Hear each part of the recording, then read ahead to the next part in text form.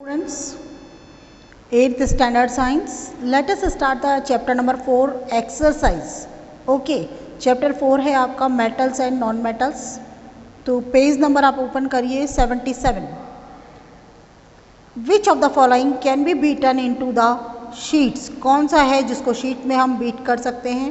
Oxygen नहीं होगा, sulphur नहीं होगा, फास्फोरस नहीं होगा. Answer will be zinc. Which of the following statement is correct? कौन सा करेक्ट है? All metals are ductile. All non-metals are ductile. Third है आपका generally metals are ductile. Now come to the third question number है fill in the blanks. Phosphorus is a very reactive non-metal. Okay. B है metals are good conductor of heat and electricity. आपका है iron is less reactive than copper.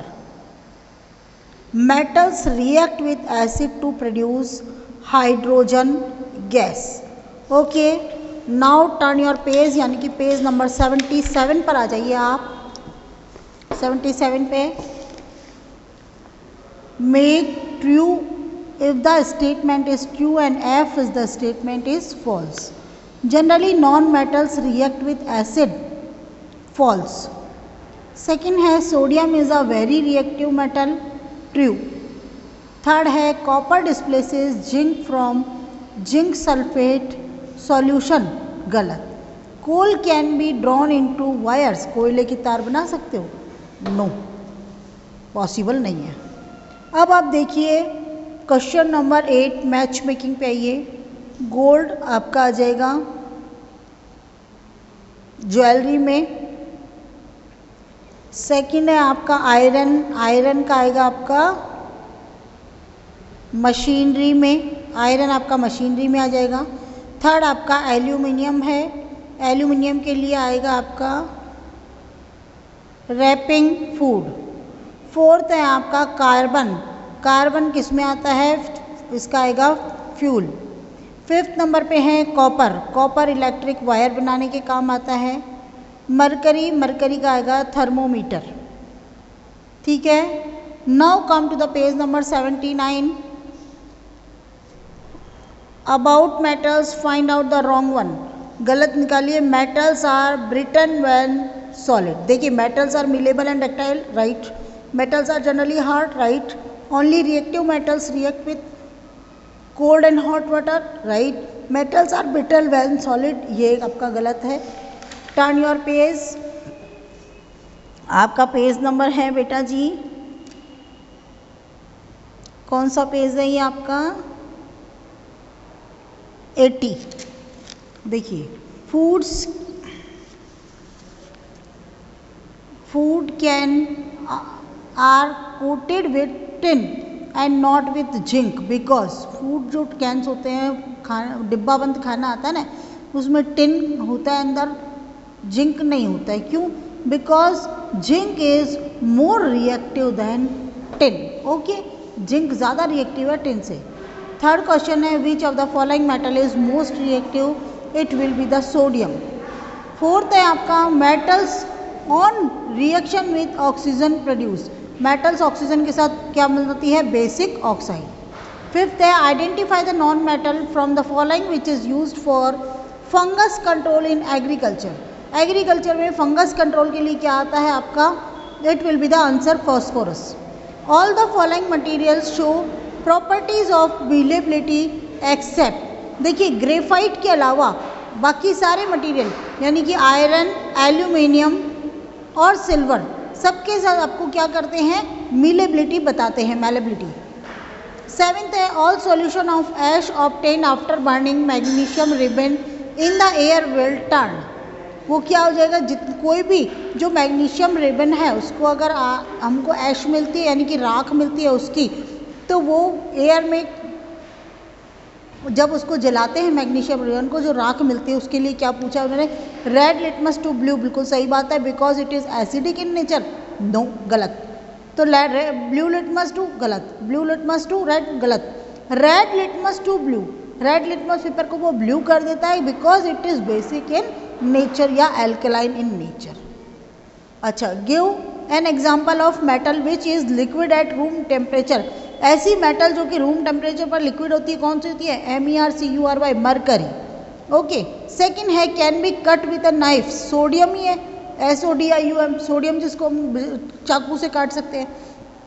Is the best conductor of heat. Silver is the best conductor of heat. Is comparatively a poor conductor of heat, वो होता है lead, PB। Okay, now come to the question number, page number आ गया आपका 81।